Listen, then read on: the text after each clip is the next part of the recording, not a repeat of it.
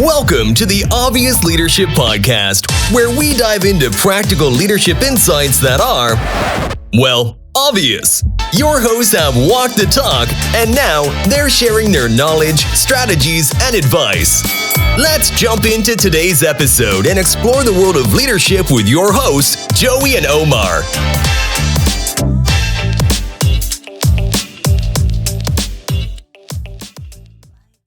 All right, man. So welcome to another episode of the Obvious Leadership Podcast.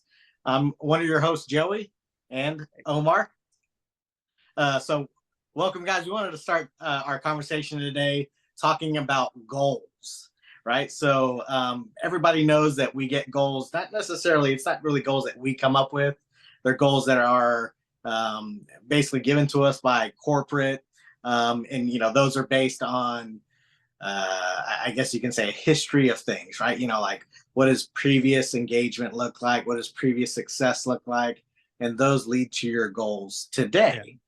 Yeah. And so what I want to talk about are, first of all, like how are those goals really developed, right? So when this company was starting off, like they didn't just come and pull a number out of the air, right?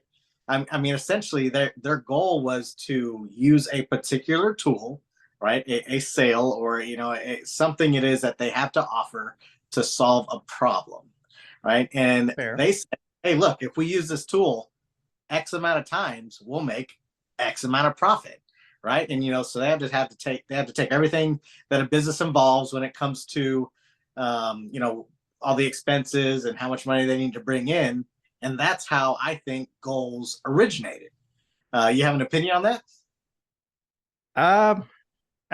I do. I know that we don't see eye to eye on this topic, but if you guys are wondering, go back, look through our podcast. You will see what we're talking about. But it's actually kind of funny because if you guys noticed Dragon Ball Z, right? But I will use, as we go through, I will use a couple of examples to kind of give you an idea of where organizations see themselves and where they really are at when it comes to like year over year, month over month attainments. And that's kind of the rough, right? Now to what Joey is saying, there are going to be differences to what kind of organization has what kind of targets, right? And I'm not just saying, oh, well, one company. What I'm talking about is established organizations that have track records and can take a look at their year-over-year production, same store sales, will have a different model that they will follow compared to a newer organization that has either fewer stores or that has newer locations that they're building out and operating. Right. What we're talking about, and correct me if I'm wrong, Tori, what we're talking about is going to be more so on the take of like year over year with established locations. Yeah, for the most part, I mean, that's essentially what we're talking about because, as a leader, you get a collective goal that your team needs to achieve, right? It's not necessarily a single goal. It's not the goal of one person. It's basically a collective goal of the people that you manage. So yeah, that's, I mean, if I'm tracking right. So yeah. So to kind of give you the analogy I was going to use, right? A lot of companies, and if you guys have seen Dragon Ball Z, leave a like, comment, right? Let me know who your favorite character is.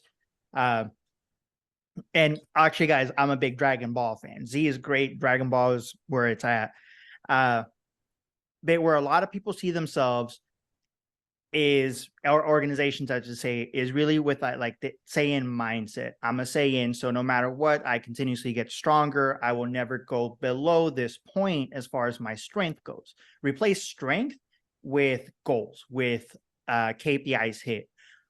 Every organization's like, yeah, we did this year over year, so we're going to hit this, or we're going to do more. And don't get me wrong, the goal is to do more, but obviously there are macroeconomics that will play into that. There are going to be other items like leaderships that you have at the locations. Are they good? Are they bad? Do they need training? Are they established leaders with great track records of training and developing people? Are you talking about a new team? Are you talking about a veteran team? There's a lot of different takes and gives.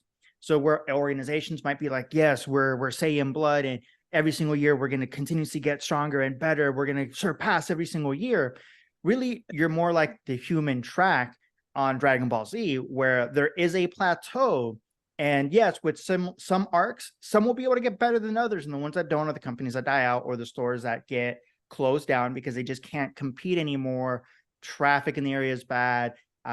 The economics of the area surrounded have changed drastically, right? The audience isn't there for that particular one, or the leadership is just doing a terrible job of the locations, and the organization thinks it's a location or it's not the leadership, right? So that's kind of like the big differences. But I know Joey's got a couple of takes on his, because like I said, we go back and forth on this one. I believe in goals, but for a different particular reason. And I don't believe that your goals should be whatever the organization sets for you. There's a different take I have on that, right? And I know Joey's is similar. Yeah. So, well, I'm gonna throw you for a loop here, but if goals are sayings, then I'm Frieza. Only keeps getting stronger. No, so like seriously, man, like I feel like, every time I jump into a leadership position, it's not from a ground up company, right? It's already established goals and things like that.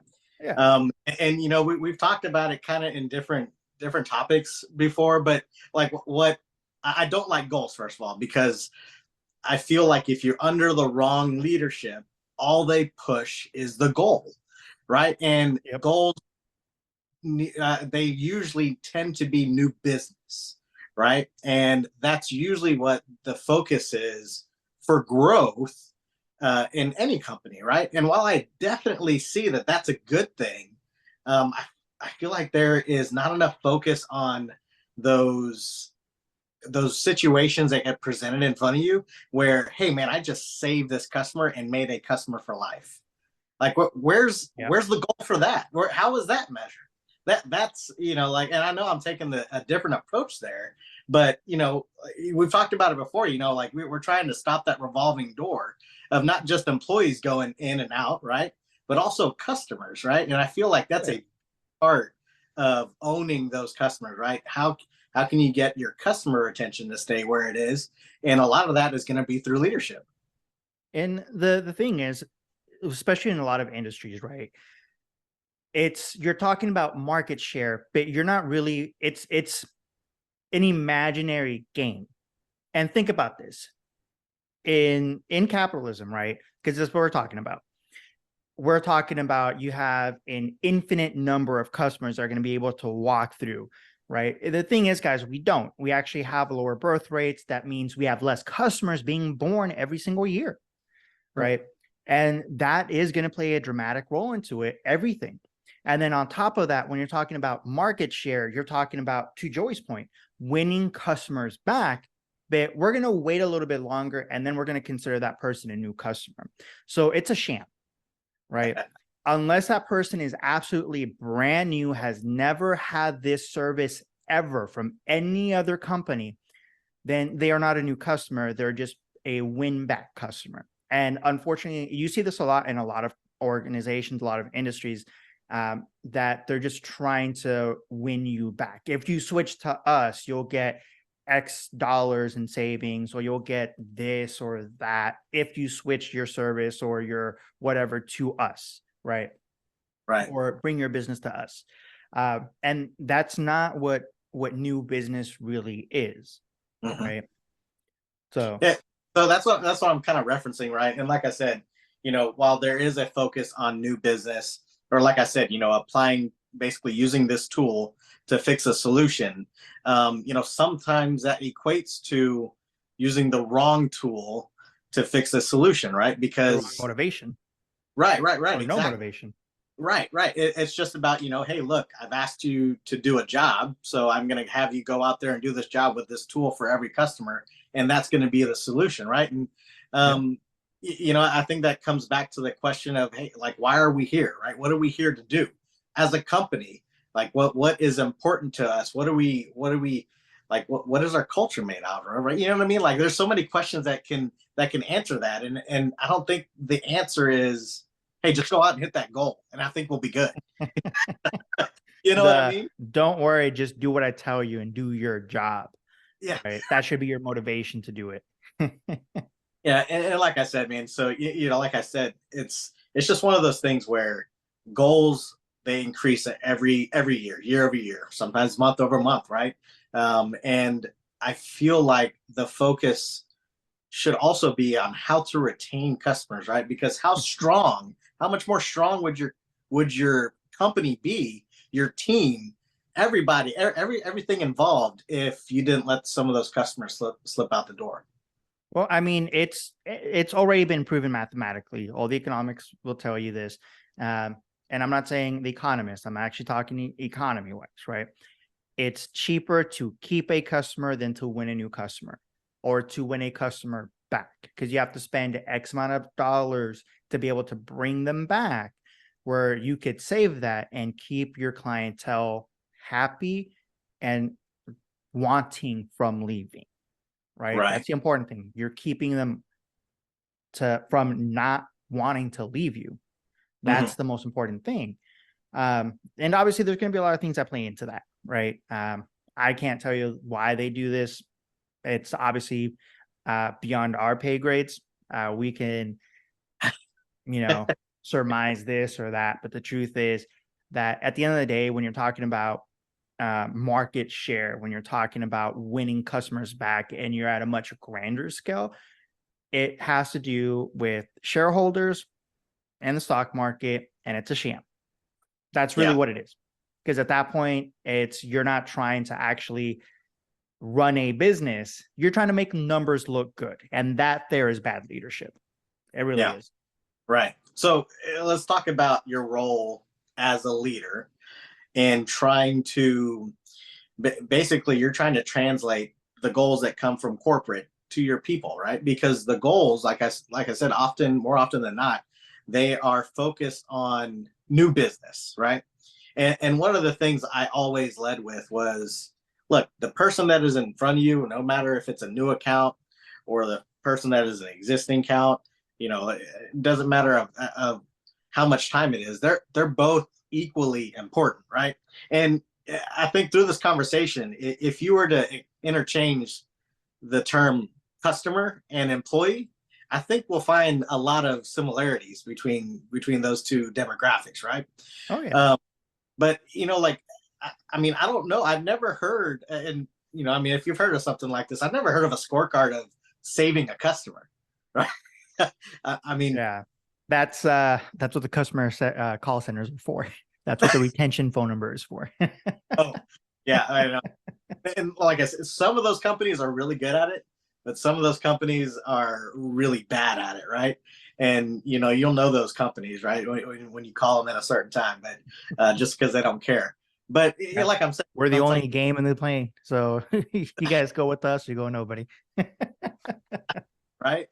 So as a leader, like I said, you have to interpret those goals, and you have to be genuine in talking to your employees about, hey, look, how are we going to approach certain situations? Because if they see that you're only focused on new customers and you don't care about the existing customers, sometimes that might translate to a different conversation in their head about, how do they care about me, right? Well, what do they think about? And I'm not saying every person thinks that way, but it's a possibility that somebody may take that message and say, oh, look, this situation where, I had to call out one day, and, and they gave me hell about it, right? They don't care about me as a person. They only look at me as a sales generator, right? And, like I said, I'm probably reaching a little bit, but all these things go through my head as a leader, because that could be somebody's perspective, right? That could be your number one player. And because you say something the wrong way, you say it at the wrong time, it could lead to a disgruntled employee, right? So what we're trying to do is bring awareness of those interpretations, and just make sure that when you're trying to land that message of how we're going to hit that goal, why we're going to hit that goal, and make sure that you plan accordingly to get it done in the most way with the most integrity, right? And I feel like that's that's the word that really needs to be brought up here, right? And just like you're saying, it could be a sham when it comes to market share, but just because that may be the end game for the company doesn't mean that you have to lead that way. Lead with integrity. Yep, because what you allow to happen is how things will run. And if you allow a bunch of shady stuff to happen, it's only going to bring the business down. Bad reputation and everything that comes with it. Yeah. And, a lot of good things that can come out of that would be organic growth, right? And organic growth is probably one of the slowest that's out there, right? We're not out here, doing 10 new accounts a day, but we're saving 1 or 2 accounts a day that is turning into maybe 2 accounts more down the road, and things like that. And, it creates that snowball effect that we've talked about that happens with employees, right? But it also happens with customers, right? And like I said, I think it's something that needs to be talked about often, because it's not always about just hitting your goal. Yes, those are milestones for your progress as a company, right? That you definitely need to show that you can be successful in the tools that you have to offer, but it doesn't have to be at the expense of your customers or your employees. Oh yeah, no, definitely agree. And I wish we could keep going on the topic, but it's one of those, right? Kind of like similar. We've said this before about time management as a topic. There's so much to touch base on that it's hard to encompass. Even if we had a single day, 24 hours just to talk nonstop, you'll never encompass everything in a single day, let alone a single, podcast. Well, awesome, guys. We appreciate y'all tuning in. If y'all want to just leave a comment, that'd be great. Tell us your take on goals. But we'll see y'all next time. Yep. Thanks, guys. Don't forget, hit that like and follow button. And that brings us to the end of today's Obvious Leadership episode. Remember, every great leader starts with one step, and you're already on your way. Small changes lead to significant impact. Until next time, keep leading with purpose, and remember that leadership is the key to unlocking extraordinary results.